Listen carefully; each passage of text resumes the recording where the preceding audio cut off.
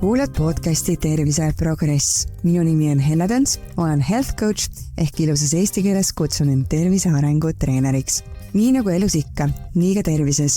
Suured muutused algavad väikestest sammudest. Saade on loodud selleks, et anda sulle mõtteainet, mis võiks olla sinu elus.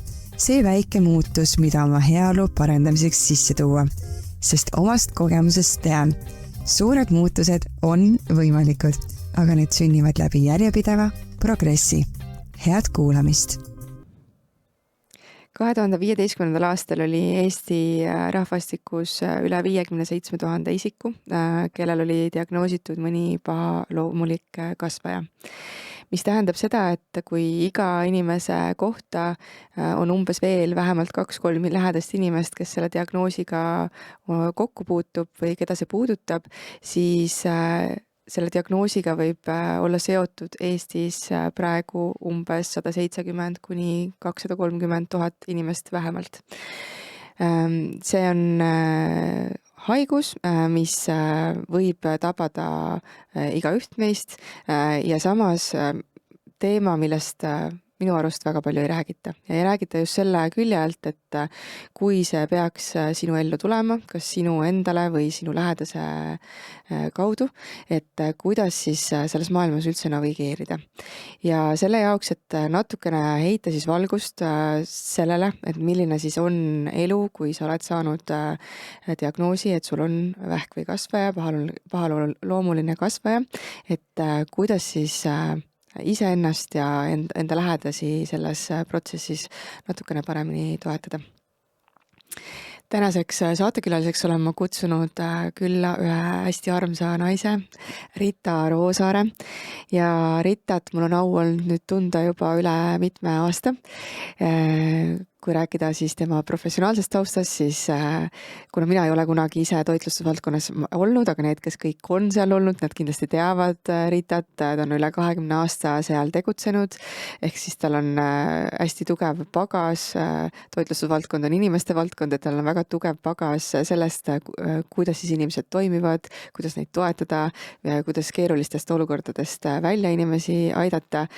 Tänaseks ta tegeleb koolitustega, nõustamisega, coachinguga ja muidu väljaspool seda professionaalset ala on ta lihtsalt nii särav inimene, kui ta tuleb sulle tänaval vastu, siis tema juba selle riietusstiil, tema juukse värv, tema olek, tema nagu naeratus on juba see, mis jääb silma ja mul on hästi hea meel, et meie elud on meid kokku toonud ja et sa täna istud siin ja oled valmis jagama siis meiega sellist teemat, mis on palju keerulisem kui toitlustusvaldkond või inimeste koolitamine. Et aitäh, et sa oled siin ja tere tulemast. Aitäh nii ilusate sõnade eest. Ja mina tahan öelda, et meie kohtusime Hellega ühes supervisioonigrupis, kus me osalesime ja osaleme tänaseni. Ja see grupp on mind kogu selle protsessi vältel väga tugevasti toetanud, nii et on väga hea, kui on sinu ümber inimesed, keda sa võid usaldada ja kes mõtlevad sinuga kaasa, toetavad sind. Nii et aitäh kogu tiimile, aitäh sulle. Ja tänu sellele tiimile me istumegi täna siin, sest viimane kord, kui me kohtusime ja jagasime seda, mis meie elus praegu toimub, mis on praegu väljakutseteks, siis tegelikult sellest ju sündiski see mõte, et sa ütlesid seal mõned laused, mida ma tundsin, et kõik peaksid kuulma. Ning ehk siis tänase selle vestluse käigus me jõuame nende lauseteni ka. Aga alustame võib-olla algusest. Ma mäletan kuskil aasta aega tagasi, umbes nii, sa helistasid mulle. Ma olin teel koolitust andma ja siis sa kirjeldasid, et sul on mingid tervisemured, et sa ei tea täpselt, mis on, et kas sa peaksid mingisuguse arsti juurde minema, võib-olla sa peaksid tulema minu juurde coachingusse või nõustamisse ja siis see jäi mõneks ajaks paika. Et ennem siis, kui sa uuesti helistasid ja me läksime jalutama, on ju. Aga räägime võib-olla siis sellest samast hetkest, kui sa hakkasid üldse kahtlustama, et midagi sinu kehas on sellist, mis ei ole tavapärane või mis nõuab suuremat tähelepanu. Et kõik see juhtus praktiliselt aasta tagasi, eelmise aasta jaanuaris. Võib-olla algas see väsimusega, mis siis kandus võib-olla septembris olid esimesed sellised tunnused, et ma tundsin, et ma olen nagu väsinud. Ma tegin oma koolipäeva ära ja tihtipeale lõppes see koolipäev sellel samal õhtul siis mitmetunnise puhkusega. Aga inimene ju lükkab edasi, mõtleb, et ma olen tugev ja ma saan kõigiga hakkama kuni jaanuarikuuni, kui ma tundsin, et ma pean minema abi otsima. Et ma läksin siis naistearsti juurde, eraarsti juurde, kuna ma riikliku meditsiini järjekord oli nii pikk, et ma sinna ei pääsenud. Ja mulle tehti siis ultraheli ja ma sain esimest korda teada, et mul on emakasein on paksenenud. Arst ütles, et see seal võib olla eri põhjuseid ja me väga ei süvenenud sellesse ja leppisime kokku, et ma tulen mõne aja pärast tagasi ja et me kontrollime seda uuesti. Siis ma läksingi mõne aja pärast tagasi, me kontrollisime seda uuesti, see oli natukene kasvanud, aga ei olnud veel põhjust ärevuseks ja me leppisime siis kokku, et mulle määratakse hüteroskoopia aeg. Sinna hüteroskoopiasse jõudmiseks läks mul õige pikalt aega mööda, aga siis ma vahepeal sattusin ka sinu juurde ja proovisin leida erinevaid teid, proovisin mõista, proovisin üldse aru saada, et mis see minuga siis juhtunud on. Ja siin võib-olla väljakutse kõigile naistele, et mitte te ei pea ootama nii kaua, kui teil on mingid ilmingud, vaid et peaks paari aasta tagant kõik tegema ultraheli. Et ultraheli on see, mis siis aitab avastada, kui on midagi. Väga tore, kui ei ole, aga kui on midagi, siis mida varem me saame sellega tegeleda, seda parem on. Ma kuidagi mäletan, et sul oli sümptomite hulgas ka veritsust. Jah, mul algaski, kõik need sümptomid algasidki sellest, et mul oli veritsus. Mis tegi mind ärevaks ja kuna see ei möödunud, siis sundis mind minema arsti. Ja siis sul oli minu arust ka mingi pikem vahe, kus erinevate reiside tõttu sul mingisugused arstiajad jäid ära, eks ju, ja siis kevadel, kas ma mäletan õigesti, oli see, et sa tulid Pärnusse, me läksime jalutama ja siis sa veel ei olnud saanud küll diagnoosi, et sul on vähk, aga sul oli antud juba mingi sõnum, et seal on midagi. Jah, ma olin juba selleks ajaks, siis nüüd me oleme jõudnud maikuusse ja maikuus jõudsin ma siis riikliku meditsiini günekoloogi juurde, kus siis tohter, kelle juurde ma sattusin, suhtus asjasse väga tõsiselt ja siis oli nii kiire juba, et ma olin 3 päeva pärast kirurgi juurest sellesse hüteroskoopiasse, kus ma kevadel ei jõudnud ja siis jäi oodata 3 nädalat vastust, et mis siis tegelikult on. Nii et ja kevadel on omad põhjused, miks ma lükkasin seda asja edasi, aga ma ei oskagi öelda, ma ei tea, kas see oleks, kui ma oleks kohe tegutsenud, oleks see midagi muutnud, tagantjärgi me muuta asju ei saa, nii et asju tuleb võtta nii, nagu nad täna on. Jah, et sul oli ju mitte ainult enda isiklikud teemad eelmisel aastal suurelt fookuses, vaid ka sinu lähedaste on ju suured mured, millega tegeleda. Et jah, meil juhtus peres õnnetus, minu väga lähedal seisev üks pereliige hukkus õnnetult ja nende asjaolude tõttu olin ma seotud muude asjadega. Ma ei saanud vaadata sellel hetkel endale otsa ja tegeleda oma probleemidega. Mis sinu sees, kas sa mäletad, mis sinu sees toimus sellel jalutuskäigul, kui sa veel ei teadnud, mis see täpselt on? Ma olin tohutus segaduses, ma tegelikult eitasin seda kõike. Ma isegi võib-olla mingil hetkel, ma ei ütle, et ma võtsin seda kui mängu, aga ma võtsin seda kui asja, mis ei ole minuga juhtunud. See ei ole päris, see ei ole tõde, see on täiesti kuskil, see toimub väljaspool mind. Ja siis tekkis see olukord, et ma tahtsin kellegiga rääkida, kes mind mõistaks, kellel on kogemus inimestega suhtlemise alal just tervisest, rääkida tervisest, ma otsisin tuge. Ja nii ma sattusin sinu juurde. Ja nii me sattusime sinna jalutama, et see oli niisugune võib-olla mõtlema panev hetk, mõnes mõttes selguse hetk, teisest küljest segaduse hetk, et iseenesega tegelemine on minu jaoks väga keeruline, et ma arvan, et ma väga armastan iseennast, aga ma seda oma tervist ei seadnud nagu esikohale. Et ma olen väga tegutsev ja väga liikuv inimene ja arvanud, et minuga kunagi niisugust asja ei juhtu. Et sellel hetkel, kui seda diagnoosi veel ei olnud, siis oli segadus, samas selline nagu eitamine, et minuga ikkagist ju päris nii ei lähe, eks ju.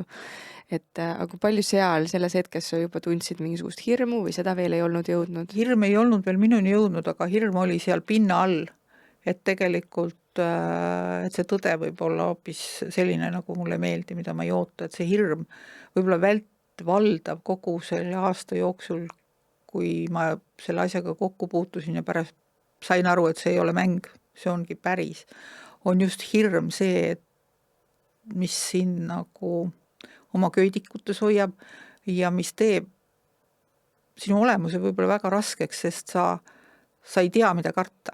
Sa ei tea, mis juhtub homme ja mitte kellelgi ei ole vastuseid. Mitte üks inimene ei saa sulle öelda, et sinuga on homme nii või naa. Nad saavad sulle öelda, mis protseduure nad suga teevad, aga mis sinu keha teeb, seda ei kujuta ette mitte keegi. See jääb ainult sinu enda ja sinu keha vahele, see läbielamine. Ja see hirm kannab, hirm tekitab hästi palju segadust ja hirm tekitab, ma arvan, et valu. Ja hirm tekitab sellist tunnet, et sa oled nagu sulgu aetud loom, kes peab otse minema ja sinust ei sõltu midagi. Ja sul tekib hirm selle ees, et kas sa üldse suudad selle kadalipu läbi käia. Et ühelt poolt selline nagu kontrollipuudus. Kontrollipuudus, jah. Et ma olen vist inimene, kui ma oma koolitusi teen, või ma tahaks nagu paljusid asju kontrollida. Ma tean, et see on võimatu, aga ma olen harjunud tegema pikki plaane, aastaplaane, poole aastaplaane, järjest neid ja õpetan ise aja juhtimist ja olen harjunud juhtima enda ja teiste aega. Ja kui korraga ma ei saanud aru, ma arvan isegi veel mais, et ma päris hästi ei saa enam juhtida enda aega. Aga see päris teadmine, et nüüd ei olegi enam minu aega, nüüd juhivad seda aega teised, jõudis minuni alles augustis. Et see võttis tükk aega, kui ma sain aru või kui ma tegelikult sain aru, et nüüd ei ole enam minu valikuid. Minu valik on kas olla või mitte olla, kas minna kaasa või loobuda, see oli minu valik. Aga kõik muu oli juba arstide ettekirjutus. Et see programm oli minu eest kokku pandud ja ma pidin seda aktsepteerima. Ma arvan, et see, et me tahame kontrollida, on hästi loomupärane enamikele meist. Ja selline üks kõige raskemaid õppetunde nagu, et kuidas ka niisama õppida usaldama ja voolama, eriti naistena. See on minul küll olnud viimaste aastate nagu üks suur teema, et kuidas sellest lahti lasta. Aga see on ikkagi teine olukord, kui see on sinu vabatahtlik kontrollikaotus. Et sa ise lihtsalt otsustad, et sa nagu oma mõtteviisiga usaldad rohkem ja voolad ja ei pea kõike ette teadma. Ja teine on ikkagi see, kui sind on pandud fakti ette, et nüüd sa tõesti ei tea, mis saab. Et, aga jah, tahtsid sa midagi öelda? See on suur vahe, jah. Et kui me nüüd jõuame sinna maisse ja jõuame nende arstide juurde, et siis esimene arst saatis siis mind kohe 3 päeva hiljem oli kirurg, nädal hiljem oli hüteroskoopia ja sealt hakkab see, ka siis ma veel ei olnud muutunud ärevaks, sealt hakkab see ootamise aeg, kus sa ootad 2-3 nädalat, sõltuvalt siis sellest analüüsist, mis sul on tehtud või sellest uuringust on need vaheaja ootamised väga pikad. Ja kui sa neid vastuseid ootad, olles juba mõistnud, et asjad ei ole nagu päris korras või asjad võivad olla suhteliselt halvasti, sa veel ei tea, et sul on vähk. Sul on ainult võetud proov, kus siis tehakse analüüs, mille vastuse sa saad siis mingi aja perioodi jooksul. Vot siis seal domineerivad ja hakkavad sind vallutama hirmud. Sa hakkad otsima kõikvõimalikke lahendusi, sa hakkad otsima inimesi, kellel võib-olla on olnud samasugune tee. Et no sa vajad tuge, sa vajad igat pidi tuge ja õnneks on mul olemas pere. väga raske on oma perele seda öelda, et ma isegi täna ei mäleta, millal mul on poeg ja tütar, millal täiskasvanud lapsed on mul ja lapselapsed. Mu ema on lahkunud, aga elab minu emm. Et kui sa pead oma lähedastele seda diagnoosi nagu teatama, et kuidas seda siis teha, et Kuidas sina seda tegid? mul on mõistusel ja mälul niisugune väga hea omadus, ma unustan kõik keerulised ja rasked asjad ära, aga ma arvan, et ma andsin teada, et midagi on korrast ära juba seal märtsis, veebruari lõpp märts, ja siis mais, kui hakkas, kui ma juba teadsin, et ma pean siis minema hüteroskoopiasse, hüteroskoopia on siis emakasisene uuring. Et siis ma andsin oma mõlemale lapsele teada, et mulle tehakse sellist protseduuri ja selle protseduuriga võib kaasneda siis selline vastus. Ka maikuu oli meie pere jaoks veel väga-väga raske kuu. Kõik mis see kevad kaasa tõi. Et meil nagu paralleelselt jooksid mitu muret korraga. Mitu sellist asja, mida inimene juhtida ei saa. Ja leida kompromisse nende, et kuidas siis ühildada seda, et su laps on katki ja sa ise oled katki, et sa ei saa nagu oma muret tema kaela riputada, et sa püüad võrdlemisi abstraktselt sellest rääkida, aga suured targad inimesed saavad ju aru, mis teoks seal on. Ja siis jää muud kui teineteist toetada. Et kui ma sain siis selle hüteroskoopia vastuse, mis on hästi viinarikas see ootamine, selles perioodis on tegelikult sul 2 seda pikka perioodi, kui sa ootad. Üks periood on siis see, kui sulle tehakse see hüteroskoopia, kui sa saad siis selle hüteroskoopia vastuse, et tegemist on siis agressiivse pahaloomulise emaka kasvajaga. Ja ühel päeval siis helistab sulle, sa oled ära käinud siis oma kirurgi juures, kes siis on andnud sulle selle vastuse. Ühel päeval siis helistab sulle, et tere, mina olen onkoloog. Siis hakkab see tõde nagu sulle kuskile kohale jõudma, et ongi päriselt nii või. Ja see onkoloog siis kurdab seda diagnoosi.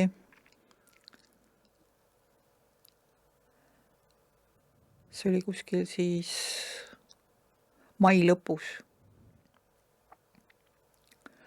Ma arvan, juba isegi juuni keskel, kui see onkoloog helistas, nii et ta küsis, et meil on vaja teha operatsioon, et kas te olete selleks valmis, et teil on selline haigus, mina olen teie onkoloog, mina olen valmis teid opereerima, millal te saate tulla.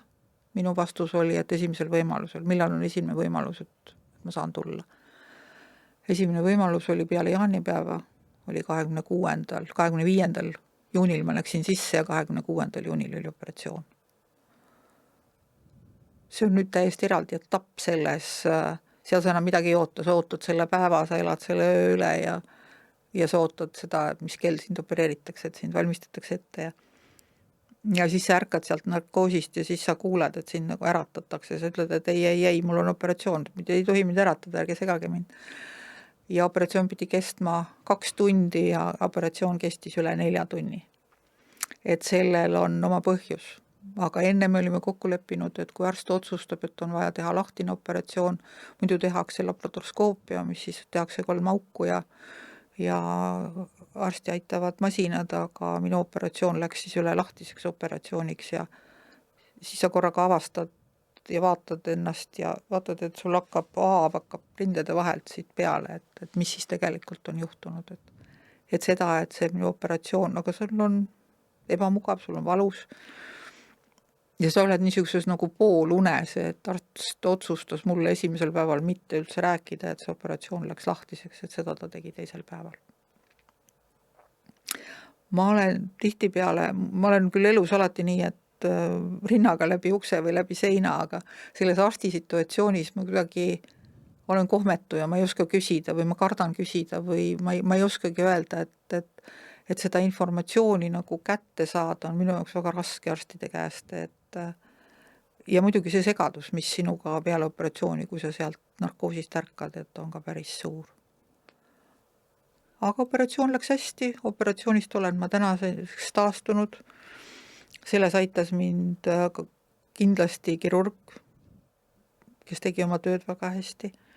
Ja pärast ma olen saanud taastusravi ja ma olen saanud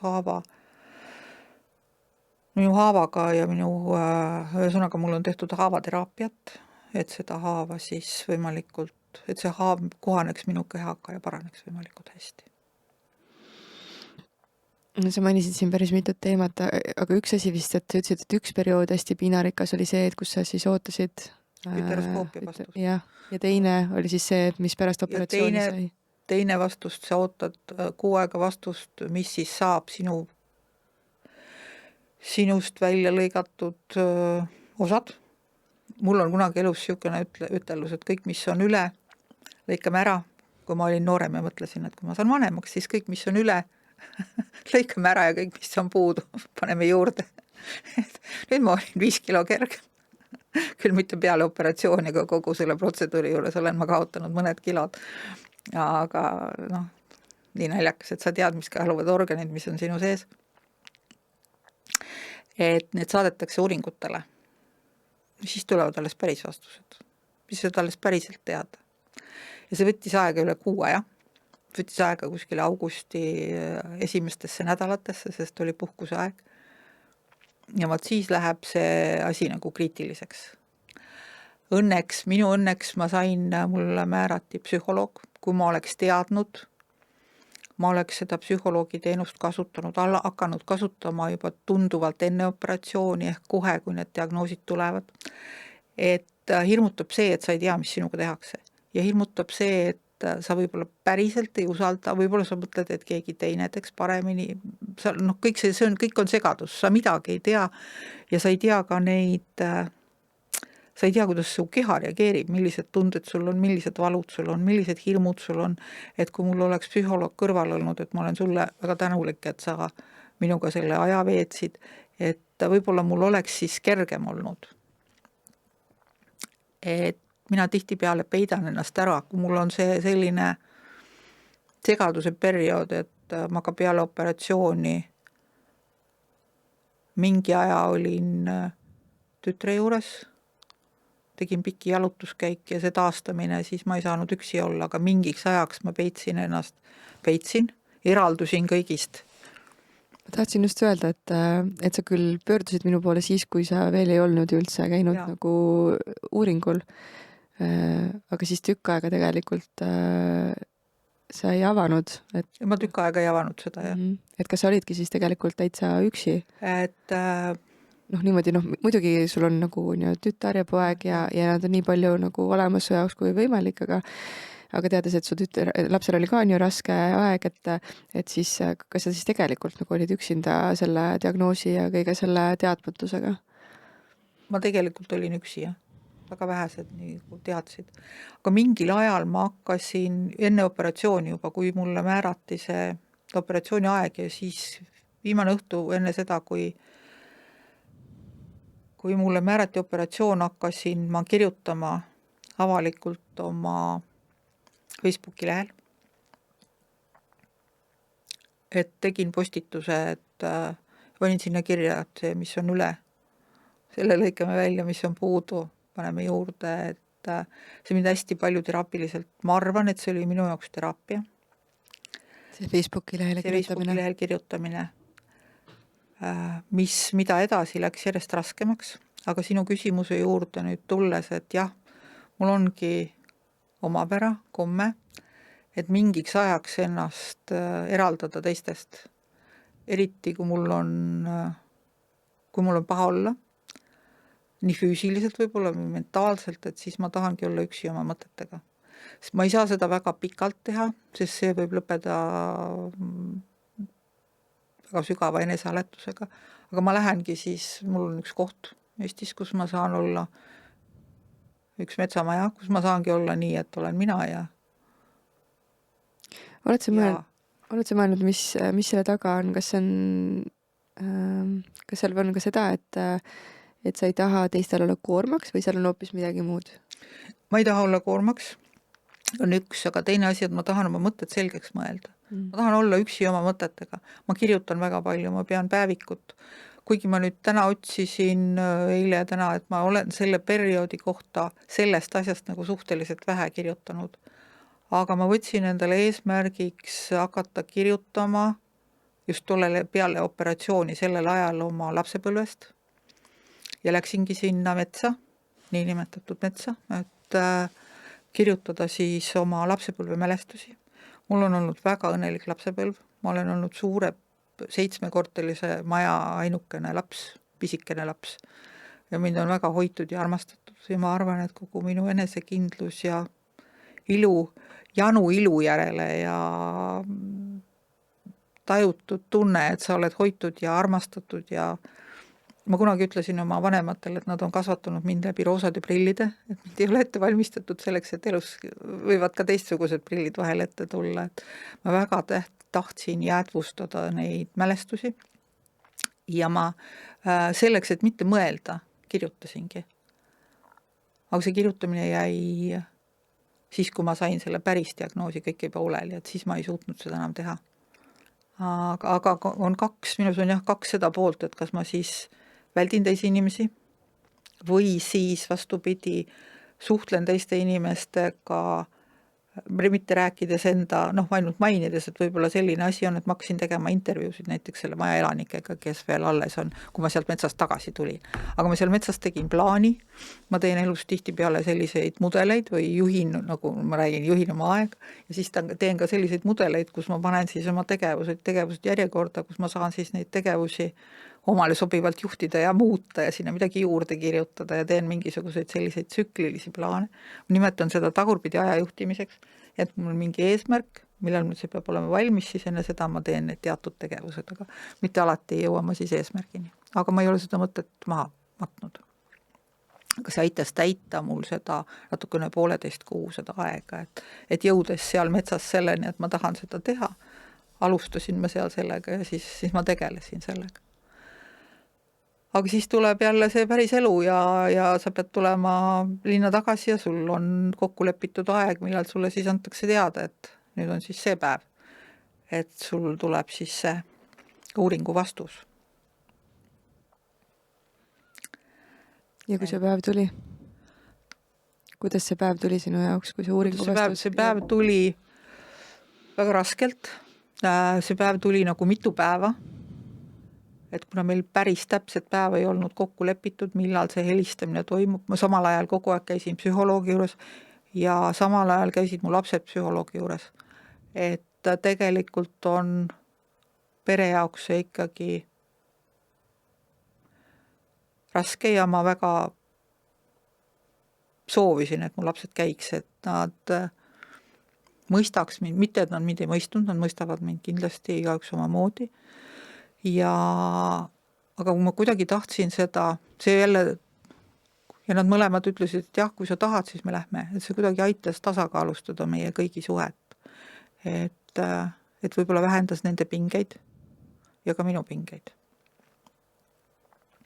Ja siis tuli see päev, kui mulle siis minu onkoloog helistas, et nüüd on nii, et see kasvaja oli väga agressiivne, väga pahaloomuline, ja nüüd seisab teil siis ees 23 kiiritust ja 6 keemiat. Ja see aeg, kui ka see kõik kestab, oli tolleks hetkeks määratlemata. Ja miks see nii raske oli, sellepärast, et ma ootasin seda telefonikõnet reedel, ma ootasin seda telefonikõnet esmaspäeval, ma ootasin seda telefonikõnet teisipäeval, et kui see kõne lõpuks tuli, et see oli nagu peaga vastu seina. Ja siis oli nii, et mul oli, ma arvan, kas mul oli kogu selle teada saamis ja vahel oli nädal. Nädal selle vahel, et ma sain aru, et kõik see minu tore programm, mis mul sügiseks oli planeeritud 2 koolitust, sõit Inglismaale, veel üks sõit, mul on aja juhtimine, kõik oli ära juhitud, kursused olid müüdud, inimesed ootasid, mul oli Tartus kursus, Mainoris kursus, TalTechis kursus, Tempo koolituses oli ürituse korralduse kursus. ja see hõlmab ju nii paljusid inimesi, see ei ole ainult mina. Selleks, et üks kursus käivituks, tehakse tööd praktiliselt aasta, alustatakse pool aastat varem. Ja siis ma lihtsalt istusin maha ja võtsin telefoni. Ja ma nüüd ei mäleta täpselt, kas siis, kui ma olin juba onkoloogi juures ära käinud, see oli vist siis, kui ma olin juba, mind anti üle siis PERH-i onkoloogile, kes selle ravi eest siis vastutas. Ma läksin sinna kohale, siis ma veel mõtlesin, et ma lükkan kõik edasi, jah, see oli sedapidi, et ma lükkan kõik edasi, et teeme nädal hiljem või 10 päeva hiljem lükkame edasi, et mis see on, siis lähen teen selle ravi ära ja siis kõigepealt käin seal Inglismaal ära, siis teen oma koolitusi ja siis koolituste vahel teen seda ravi ka. Ja siis ma sattusin sinna arsti juurde. Mul oli tekkinud selle arstiga kõige paremat kontakti. Ja ma püüdsin siis rääkida, et mul on plaanid, et ma tahaks seda. Ma palusin, et ma satun hästi segadusse, kui ma olen nendes rasketes olukordades ja ma oleks väga tahtnud, et mul oleks olnud tookord keegi kaasas. Aga ma ei teadnud, et ma võin kaasa võtta. Miks ma ei teadnud, sest esimene kord, kui ma selle onkoloogi juurde läksin kevadel, mul oli inimene kaasas, kes oleks minuga tulnud ja kas või kõik üles kirjutanud. Sa satud sellisesse segadusse, et sa lihtsalt ei saa aru, mis ta sulle räägib. Ta räägib, aga see ei jõua nagu sinuni, et sa püüad aru saada ja kuna ma juba olin korra selles situatsioonis olnud, siis ma teinekord tahtsin võtta, aga arst ei lubanud seda inimest minuga kabinetti. Ja siis ka nüüd sattudes sinna siis onkoloogiasse, ma ei tulnud enam selle peale, et võtta kedagi kaasa. Aga ma oleks olnud õigus võtta oma lähedane kaasa. See arst ütles mulle seda. Aga kuna ma seda ei teadnud, siis ma püüdsin seal ma olin kaitsepositsioonis või püüdsin ikkagi siis seda oma rada ajada, et ma tahan nüüd seda teha ja siis teeme seda ravi. Ja siis mulle öeldi, et teil on 2 valikut. Te kas tulete siis, ma ei tea, kas see oli 3 päeva või 5 päeva. Kas te siis tulete, võtate meie raviprogrammi vastu või siis loobute sellest ja lasete asjadel olla. Palju valikuid ei ole. Et sellel hetkel sa mõtled, et ma tahan ikka edasi elada, et ükskõik, mis see siis maksab. Ja ma sain siis teada, et mul on siis 23 kiiritust, mis tähendab seda, et sul on iga päev kiiritus. 23 päeva järjest? 23 päeva järjest, ainult laupäevad, pühapäevad on väljas. Ja 23 päeva, selle 23 päevase kiirituse jooksul on sul ka veel 2 keemiaravi. Ja kui ma selle teadmisega sealt ära tulin, ühesõnaga sa ei tee mitte midagi muud, sa ei lähe mitte kuskile mujale, sest keemiaravi, seal ei ole midagi rasket, aga räägin moment hiljem. Aga see hirm, mis mul siis tekkis, see oli ikka täiesti pöörane. Sest selleks ajaks olin ma juba ennast kurssi viinud ja hästi palju kuulnud, kuidas see kellegile see keemiaravi mõjus, inimesed on kõik erinevad, inimestele mõjub see erinevalt. Ja kuna ma olin avalikult sellest kõigist kirjutanud, siis mul oli tekkinud oma fännklub, mis tänu millele ma võib-olla olin jälle valmis kirjutama uuesti ja uuesti, et inimesed mind nii palju toetasid, nii palju aitasid, nii palju andsid nõu ja püüdsid ka neid hirme, siis kui mul siis tekkis paanika, kui ma sain nüüd aru, et ja ma ei teadnud, et see kestab pool aastat sellel hetkel veel, ma mõtlesin, et see on okei, see on alustame augustis, lõpetame septembri lõpus ära, siis on veel paar keemiat, ma seda ajagraafikut tollel hetkel ei teadnud või ei suutnud tajuda või ei suutnud see minu ajudesse jõuda. Siis ma tulin koju, võtsin telefoni ja helistasin siis kõik oma partnerid läbi. Ja me lükkasime koolitused edasi novembrisse. Ma siis ei osanud ette kujutada, et see tegelikult ei ole võimalik. Et mis see ravi või mis see minu kehaga juhtub. Et keemiaravi ei pea kartma. Keemiaravi, mis ma tahan kõigepealt öelda, et kõik, kellega ma haiglates kokku puutusin, et haigla personal on imeline. Nad on sinuga kannatlikud, nad on vastutulelikud, nad on toetavad. Kuna ma tegin neid postitusi, siis ma tahtsin teha pilte, nad tegid pilte, nad lubasid mul pilti teha, nad seletasid mulle väga detailideni, mis sinuga juhtub, kuidas see nüüd läheb.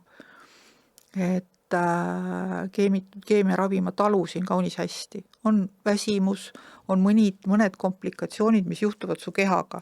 Kui kellelgi on tahtmist seda teada, siis kui kellegi on selles olukorras või kellegi lähedane on, et ma ei hakka neid siin avaldama, aga kui sa suudad juhtida oma toitumist, siis sa suudad juhtida ka oma keha. Ja kui sul tekib see paar korda käimise kogemus ja sa näed, kuidas su keha reageerib ja kas sulle saab seda kiiritusravi teha või sulle ei saa, et kui sa ükskord lähed sinna ühel hommikul ja sa ei saa seda teha ja selleks on omad põhjused, miks sa ei saa, siis sa mõtled, kuidas sa korrigeerid just neid tegevusi, mis su keha teeb. Ehk sa muudad oma toidusedelit, sa mõtled, millal sa sööd, mida sa sööd, millal sa viimati eelmine päev sööd, kui sa hommikul tead, need kellaajad ei olnud alati samad. Et sellega on võimalik toime tulla. Ka keemiaraviga lõppkokkuvõttes on võimalik toime tulla, ma olen ju siin ja pole nagu häda midagi. Et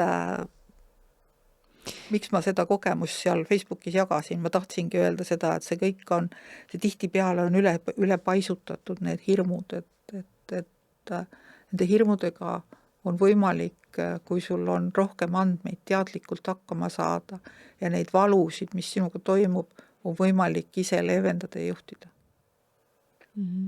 Et seda ma tahan öelda. Ja kui nüüd see keemia edasi läks, et see keemia on alguses, esimesed korrad on suhteliselt leebe. Poole korra pealt muudetakse, peale 2 esimest korda muudetakse sus raviskeemi, sind iga kord enne kiiritust sind kontrollitakse kompuutris, kuidas su seisund on ja samamoodi iga kord sul kontrollitakse enne keemiat, sul tehakse vereanalüüs, et sind kontrollitakse, kas sa saad teha seda, kas sulle saab teha keemiaravi.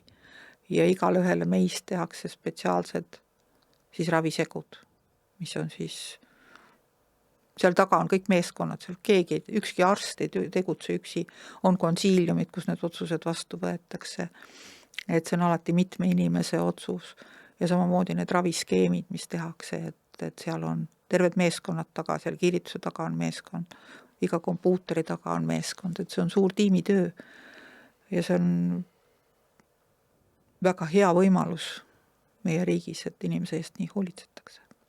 Me pöördusime alguses päris ka Vähiliidu poole, aga nemad vaatasid minu selle raviskeemi läbi ja ütlesid, et see on parim variant, mis praegu pakkuda on. Et tihtipeale inimesed on ju sunnitud otsima abi kuskilt mujalt, aga minu haigusele olid siin sobivad vahend.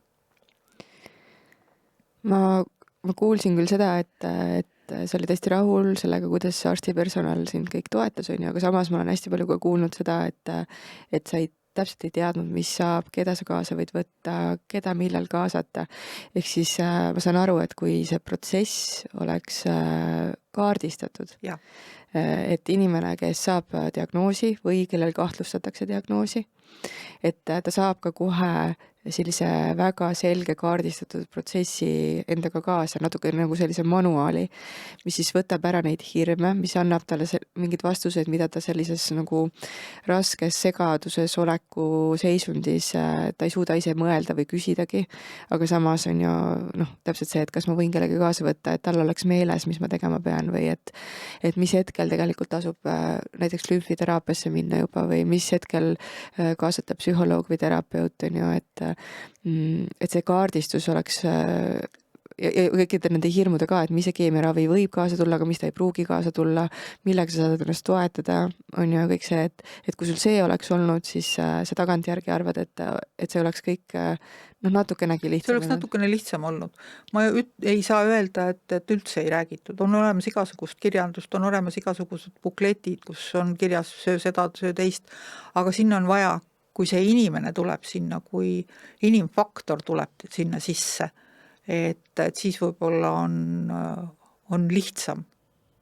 On võimalik kuni selleni, et kui mul olid viimased keemiad, et mul oli näiteks loovterapeut oli 2 viimase keemiaravi. Keemiaravid on ju väga pikad, nad võivad kesta, kui esimesed kestavad seal 3-4 tundi, 2 esimest, siis mida edasi, seda pikemaks, need võivad olla juba 6 tundi, 7 tundi, et see hõlmab juba sisuliselt tervet päeva. Et seal on, juba see keskkond on selline, et kui sa vaatad teisi ümberringi, et ega sul siis väga palju lõbusam ei hakka. Et kena on, kui seal on ja kui on võimalus, et keegi tuleb sinuga sinna kaasa ja on su juures ja kõik see on, siis on see palju lihtsam seda päeva mööda veeta ja seda asja nagu taluda. Et keemiaravi juurde sul võib ka keegi tulla juurde? Jah, keemiaravi juurde võib ka keegi tulla juurde. Pead muidugi luba küsima, aga keegi tuleb. Ja need terapeudid olid seal haigla poolt, need olid tegelikult loovteraapia õpilased, kes siis tegid oma praktikat ja mulle see väga sobis. Sa mainisid ennem ka sellist asja, et tegelikult aitaks palju mingis etapis, kui sa leiad kellegi, kes on selle kõik juba läbi kogenud või elanud. Kas sina leidsid endale kellegi sellise, kes on selle teekonna läbinud? Jah, tänu nendele kirjadele tegelikult leidsin ma mitu inimest. Ma ei leidnud küll ühtegi sama laadse haigusega inimest. Aga ka minu tutvusringkonnas tuli välja, et on õige mitu inimest selle protsessi ja tee läbi käinud. Aga sageli me ju üldse ei räägi sellest näiteks, et ma ei pruukinud üldsegi teada, et inimesel on olnud see haigus. Et see haigus on näiteks varasemalt olnud, et on selle haigusega hakkama saanud, et mul oli neist inimestest nagu hästi palju abi, sest ega sul ootus kaob ära, sul tekivad ikka sellised äraminemise mõtted väga tugevasti, et sa mõtled, et kas see kõik on nagu seda väärt, kas see kõik üldse annab sulle midagi, kas sa jõuad selle tee lõpuni käia või kas sellest teest on kasu või kas sellest valust ja piinast, mis ma ei taha nüüd midagi hulluks teha, aga ebamugavustunne on kindlasti nii mõnigi päev peale keemiat. Ebamugavustunne on suhteliselt mõistlikult öeldud, aga seda kõike on võimalik taluda. See kõik on, kui sul on eesmärk, siis sa saad sellega hakkama. Ja mina tegelikult tänu nendele inimestele, kes mu ümber olid ja nendele, kes mulle kirjutasid ja kes ma võin öelda, et ma toitusin nendest headest soovidest, see andis mulle nii palju jõudu, et kui sa oled voodis ja sa ei saagi käia, mõni päev sa ei saagi üles tõusta, siis sa loed neid häid soove ja sellest on nagu hästi palju abi. Pluss telefonikõnesid, et ma olen ikka rääkinud paljude inimestega. Ma kutsusingi inimesi üles, et helistage mulle või kirjutage mulle. Et see jälle leevendab kõiki neid hirme, et kui teised said hakkama, siis sina saad ka hakkama. Ja vaata, sina oled sellist tüüpi inimene, on ju, kes on hästi inimene.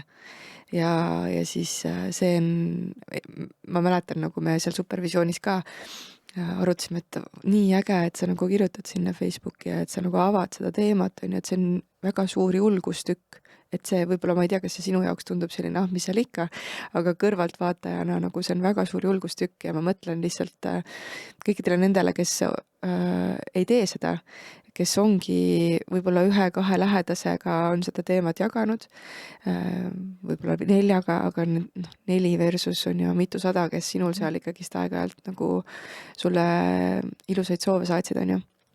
Või et või läbi selle, et sa jagasid, et tulid need inimesed, kes on selle teekonna ikkagi läbi käinud, on, et te saite mõtteid vahetada.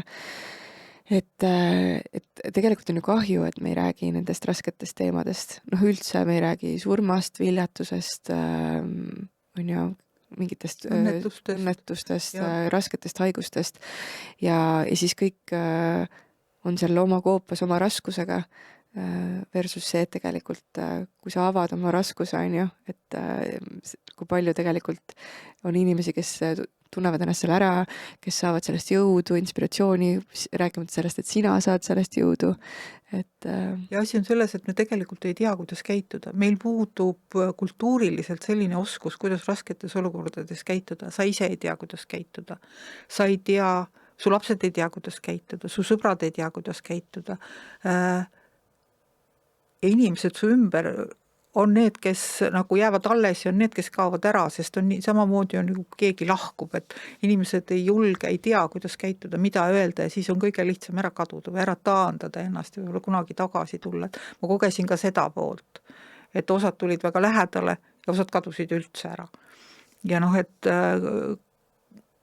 väga raske on ka see helistamine, et minul helistada kellelegi, et ma olen, kuule, mul on nüüd ma ei tea, nii paha olla, tule tee midagi, keegi ei saa midagi teha. Teisest küljest on ka mulle raske helistada, sest inimene ei tea, mis seisundis sa parasjagu oled, et kuidas seda jagada, et võib-olla need on niisugused asjad, millest me peaks ühiskonnas rääkima, et kuidas siis toetada neid inimesi, kes on just kuidas need inimesed, kes tema ümber on, et mis on need mehhanismid, kuidas siis aidata seda inimest, kes on hetkel sattunud ühte või teise raskesse olukorda, et Sina oma kogemusel põhinevalt, mismoodi sina nüüd tagantjärgi ütleksid oma lähedastele või mitte nii lähedastele, aga lihtsalt tuttavatele, et kuidas siis tegelikult toimida selle uudisega ja sinule olemas olemisega? Ära kao ära. Tegelikult on see nagu kõik, et ole olemas. Võta see telefon ja küsi. Ära mõtle, et kas ta on, mis seisundis tal on. Et tal on tegelikult hea meel, kui sa küsid. Võta küsi. Et mul teki selle teisest küljest selline ringkond inimesi, kes umbes 2-nädalase intervalliga lihtsalt helistasid ja küsisid, kuidas sul läheb ja võib rääkida ilmast, sa räägid ju vastu nii palju, kui sa sellel hetkel tahad ja kui sul tõesti ei taha rääkida, siis sa ei võta toru, helistad tagasi. Et ärge kaduge ära, et ikka mitte nüüd, et kõik oleks ära kadunud, ma ei taha seda öelda, aga tegelikult inimesed on erinevad, aga mind see tähelepanu nagu tegelikult, see on tähelepanu, see on ka, kuidas ma räägin, et ei vaja kaastunnet, ei vaja, see on armastus ja et sa ei vaja hoolitsu või sa ei vaja seda. Üks on kaastunne ja teine on, ma ei saa praegu öelda, mis sõna see on. Haletsemist, et ma ütlesin alati, et mind ei ole vaja haletseda, et on nagu on ja ma teen, mis ma saan ja parima sellest, mis ma saan ja nende peale protseduure, et sul on võib-olla esimene 2 päeva on nitševoo, 3., 4., 5. päev on niisugused raskemad päevad, kus sa siis oledki voodis, aga siis sa juba tead, kui sa oled selle kogemuse ükskord läbi elanud, siis sa tead, et see päev tuleb ja siis sa saad juba selle 3 nädala tagant on siis need keemiaravid, umbes 3 nädala tagant ja seda 3 nädalat sa saad juba iseseisvalt juhtida. Et seal sees, et sa tead, et sul on see vahem-periood, siis mina jälle panin uksed aknad lukku selles mõttes, et ma ei lasnud enda juurde kedagi, sest ma ei taha, et mind keegi näeb sellises olukorras, kui mul on see halvem periood. Et süüa on võimalik tellida, kõik muu on võimalik organiseerida, aga teine asi, kui inimesel on keegi, kellega koos elab, siis see koos elav inimene ma arvan, et peaks igatpidi toetama ja olema nagu kohal, et seal on ka siis see, et kuidas see parasjagu see tervis sul on. Mis vea ma tegin, ma läksin väga suurte seltskonda ja sain mingi viiruse, vot sellest ma soovitan kõigil hoolida, et tegelikult ei pea igal pool käima, et see viirus oli väga raske läbi põdeda. Et see oli niisugune. Aga... Kas see oli sel samal üritusel, kus me ei tohtinud kallistada? Jah, et ei ole mõtet igale poole minna, ei ole mõtet minna rahvarikastesse kohtadesse, kui sa tead, et su immuunsussüsteem on nii maas. Aga seda enam on need kõned hästi olulised, sest sa oled tegelikult ju üksinda seal. Sa oled üksi. Ja sa ei tohigi käia rahvarohketes kohtades, kõik sinu plaanid on aknast väljas. Elu jääb seis. Elu seisab, sinul elu seisab, teistel käib, on ju, et aga siis väike kõne nagu on... see toetab alati. Ja kui sa ei saa vastata, sul on kehva olla, siis sa ei vasta, eks ju. Sa helistad tagasi, aga sa tead, et su peal on mõeldud, et selles mõttes, et mul on hästi palju hästi kenasid inimesi ümberringi, kes mind aitasid selle asja üle elada ja on mu kõrval tänaseni. Sest sa ise oled kena ja tore inimene. Kui palju sa muretsesid lähedaste pärast?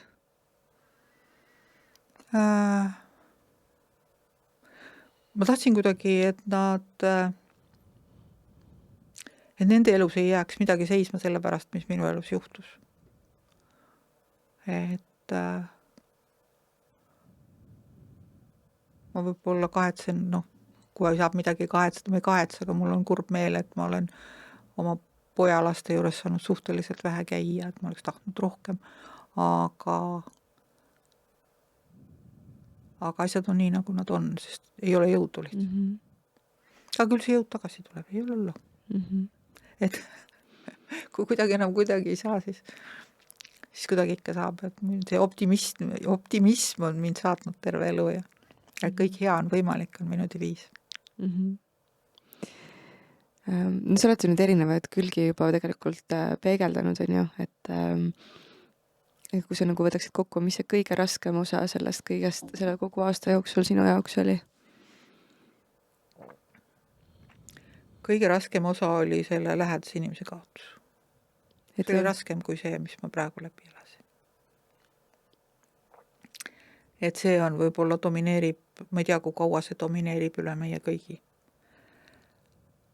Ja teine on ikkagi, võib-olla on siin 3 etapp, 1, kui sulle jõuab see päriselt pähe, kui sa saad päriselt aru, et sul nüüd ei olegi pääsu, sa peadki oma elu nüüd panema seisma ja minema siis tegema neid asju, mis sa oled sunnitud tegema. Ja võib-olla 3. etapp on see, kui sul juuksed peast ära tulevad. See on päris õudne. Kui sul korraga ma käisin 2 nädala tagant psühholoogi juures ja mul tuli, ma aeg-ajalt teen veebikoolitusi ja mul on järgmine päev veebikoolitus. Ja mul jälle, ma olen hästi palju oma hirmude küüsis, et ma ei saa hakkama just praeguses selles olukorras, et ma ei tea, mõistus läheb ära, vesin ära, mõistus ära ei lähe, aga lihtsalt vesin ära. Ja arutame siis läbi, et mis siis võivad olla need hirmud, mis sind siis, miks sa homme ei peaks hakkama saama või mis juhtub siis, kui sa teed seda või seda või seda või seda. Kui me olime kõik need hirmud läbi rääkinud, siis mul ei olnud ühtegi hirmu. Siis olid kõik need hirmud nii tühised. Üldiselt su ellu suhtumine selle haiguse küüsis olles või seda kõike kõrvalt vaadates, ma tihtipeale püüdan kõrvalt vaadata, väga paljud asjad, mis mind enne väga endast välja viisid või tundusid väga tähtsad, minetavad oma tähtsuse. Aga tulles siis sellesse päeva tagasi, mõtlen, et ei ole ühtegi, mitte midagi ei juhtu. Ja teate, mis siis juhtus samal päeval? Või juuksed peast ära. Ja tulid niimoodi, et ma läksin koju, mütsi peast ära. Ja nad hakkasid juba tasapisi niimoodi karv siin ja karv seal. Ja siis ma võtsin niimoodi juustest kinni. Tõmbasin terve salgu juukseid välja. Ja siis ma helistasin oma juuksurile ja siis me tegime siukse poisipea soengu. Aga see oli nii kohutav, ma tõmbasin. See on otsus, ma ei tea, kas siia nüüd uued juuksed ka saab. Istusin kodus peegli ja võtsin niimoodi. Mõtlesin, see ei ole võimalik. See ei ole võimalik. Et see oli nagu võib-olla kõige ja alguses nad olid niisugused, et jäidki mingi tudemed, aga siis peale 4. keemiat ei. Ja praegu ka veel ei paista, aga küll nad tulevad. Küll nad tulevad. Et see on võib-olla need on niisugused väga drastilised hetked, et isegi see opp ja kõik see mind ei viinud nii rivist välja, kui see teadmine, et mul tuleb nüüd läbi teha. Ma kaotasin 2 aastat tagasi samale haigusele oma väga-väga hea sõbranna ja olin tema selle mineku juures. Ja see läbielamine, need valud, mis tema nagu läbi elas seal, selle protsessi käigus, tema loobus nagu lõpus. Et võt, kui ma sellega nagu seal augusti lõpus siis või augusti keskel silmitsi seisin, et nii kaua mõtlesin, lõikame välja, mis seal on siis, paranen ära ja mul ei ole esimene opp elus ja siis lähme edasi. Aga kui ma sain teada, et see asi on nagu päriselt nii, siis kui ma tulin koju, pidin siis helistama kõigile oma partneritele, selgitama. Aga ma olen alati olnud nendes asjades nagu aus, et ma ütlesin täpselt, et nii on ja kõik mõistsid mind väga hästi. Me tegime programmid ringi, me nihutasime asju, me lükkasime asju edasi. Ühe koolituse ma tänu sellele ka kaotasin. Nii et ma kaotasin nagu pool oma tööst, aga mis siis teha? Siis tulevad uued väljakutsed. Et see selgitamine, tegin nimekirja. Siis teed linnuke. Et see oli päris karm. Ja siis sa pead ütlema oma lähedastele, et nüüd on asi nii, eks. Ja see ei ole nagu asi, mida sa telefoni teel ütled. Ma ei ole sind kunagi näinud nutmas. Kas sa oma ette olles ikkagist nutsid või sa oledki olnud hästi selline tugev? Ma olen nutnud tegelikult väga palju, ma oma ette nutan ja ma olen kuidagi peale või nüüd ütleme seda peale keemiaravi väga palju ennast haletsenud või niisugune hakkabki endast nii kahju, et sa lihtsalt nutad. Ja sa oled nagu hell, kui keegi midagi võib-olla, keegi ei mõtle ju enamasti midagi halba, aga kui ma ma nüüd naeran endale, ei tee sinu tahtmist, siis hakkad nutma. Aga sa mõtled midagi ja kui keegi ei tule suga kaasa, siis et see mõtlemine või millegi tegemine on nii suur pingutus ja siis kui ei tulda suga kaasa, siis oled kurb, et ikka pisarad on ikka olemas, et ei kao nüüd kuskile, aga ma vist teiste ees jah, väga ei ole nutnud. Sa mainisid seda ka, et sul oli ikkagist perioodi, kus sul tekkisid mõtted, et elust lahkuda, et kas see on üldse seda väärt ja nii edasi. Kuidas sa nendest hetkedest välja tulid? Kas see oligi psühholoog, kes sind siis aitas või? Psühholoog on mind ka aidanud, aga siin hakkavad, ratsionaalselt sa hakkad mõtlema, et siin on täpselt see, et mõistes ja läbi elades tegelikult ka selle aasta sisse mahtus veel ema matus, kellega ma olin väga lähedane, mis tähendab teiste jaoks. Ära minna on lihtne, aga mis tähendab see teiste jaoks, kes su ümber on, see ära minemine. Et sul ei ole õigust või vähemalt ma leidsin, et mul ei ole õigust seda teha. Et pigem see tunne võib tulla, aga kui sa natuke süvened, õnneks ei saa seda nii väga järsku teha ise. et aga lihtsalt need mõtted ja tahes tahtmatud tulevad sulle ja nüüd ma sain, siis ju tuleb järgmine periood, et sulle tehakse see, me ei ole veel lõpust rääkinud, et sulle tehakse see keemiravi ära, siis sa ootad 6 aega, siis sulle tehakse kompuutertomograafia ja siis sa ootad jälle. Ja siis tuleb üks telefonikõne ja öeldakse, et sa oled puhas. Mis sinule tuli? Mis mulle tuli? Eelmine nädal, eks ju? Eelmine nädal, jah. Eelmisel nädalal tuli mulle see kõne. Aga ma ei ole suutnud sellest kirjutada kuidagi ja mulle see kõne, ma helistasin siis kõigile oma lähedastele inimestele, kui mu see kõne tuli suuresti rõõmust, võtsin telefoni jälle samamoodi, kirjutasin kõik üles, helistasin ära ja andsin teile teada. Ja siis kukkusin kokku. Ja siis olin voodis, sellepärast, et see pinge minuga on tihtipeale nii, et ma talun seda kriisiolukorda väga hästi kaua.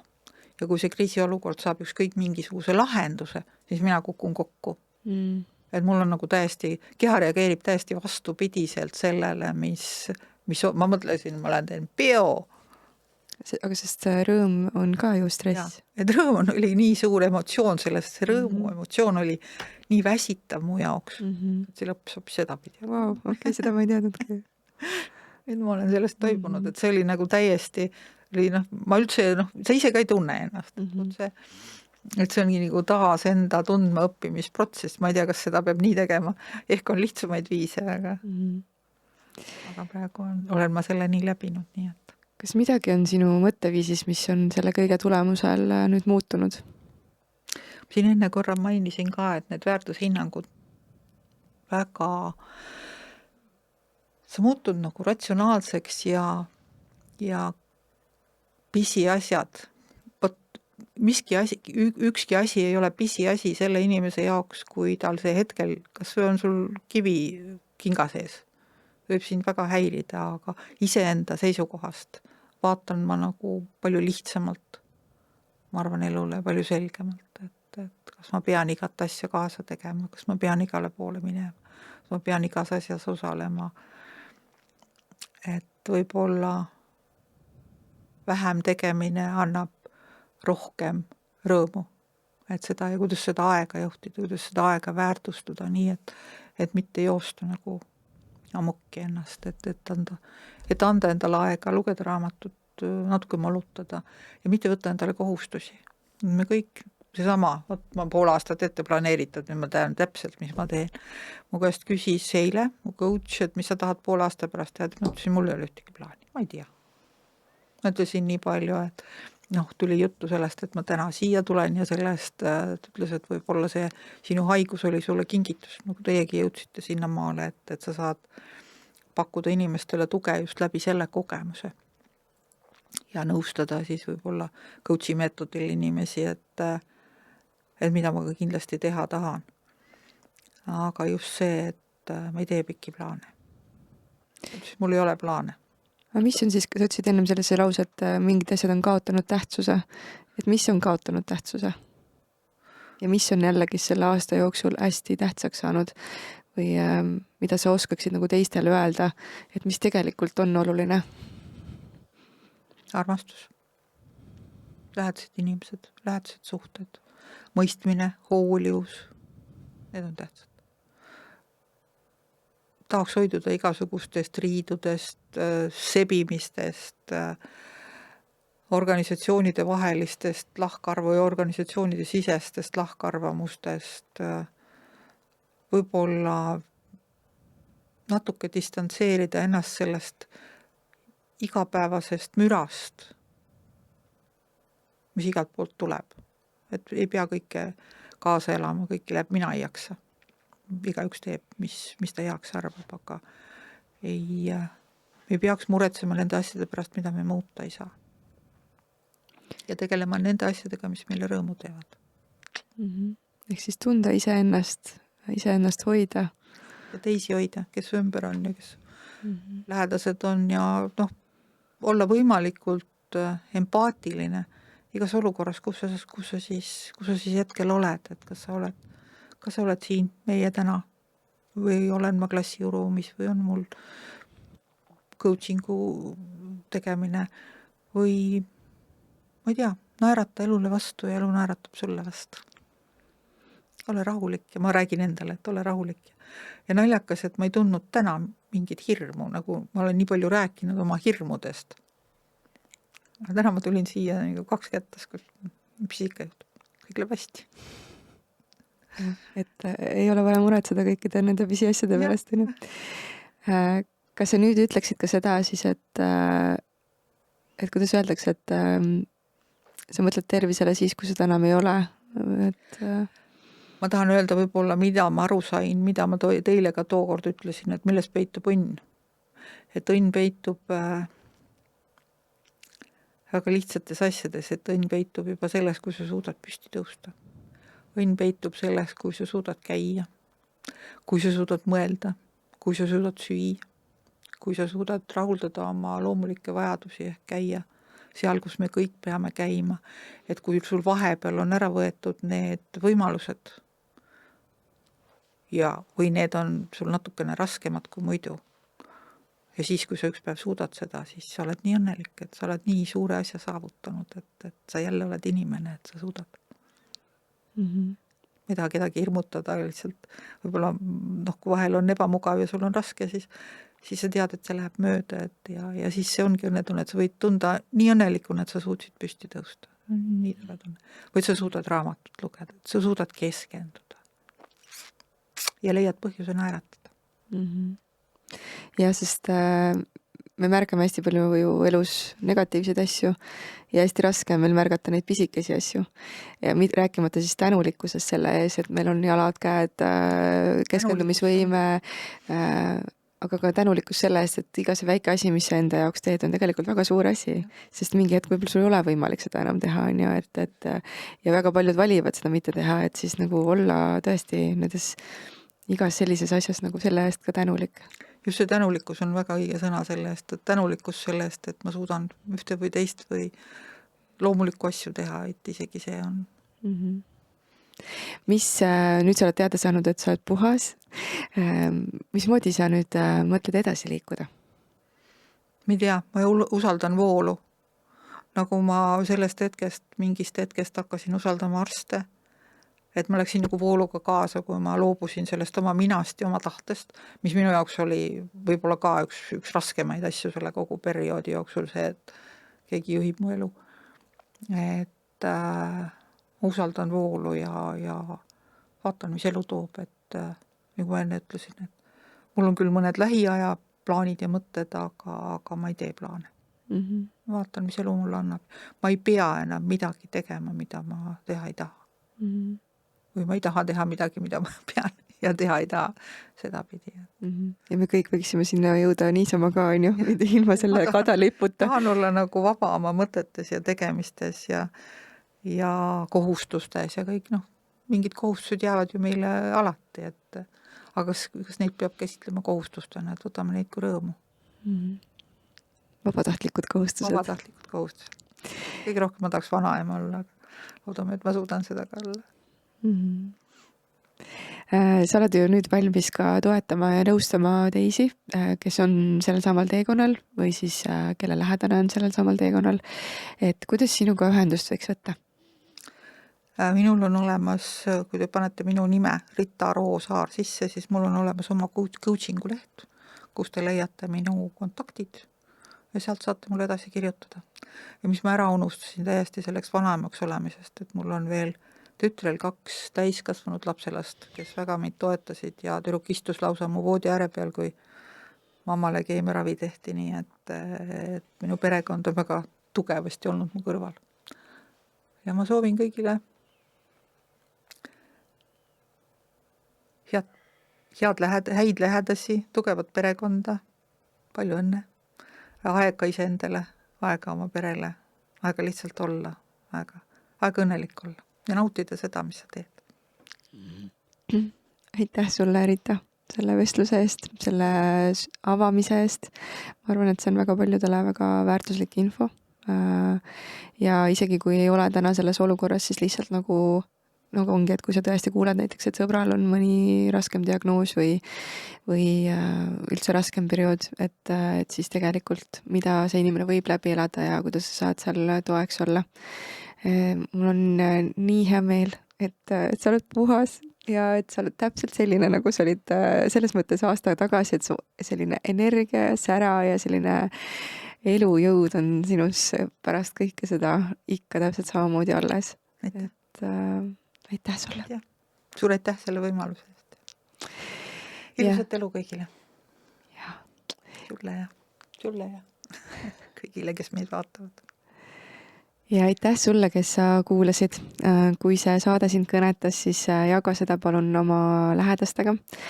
Ja otsi siis üles Rita, kui sinu peres või sinu lähedaste hulgas või sinul endal on siis praegu see moment, kus sa seisad selle diagnoosiga silmitsi.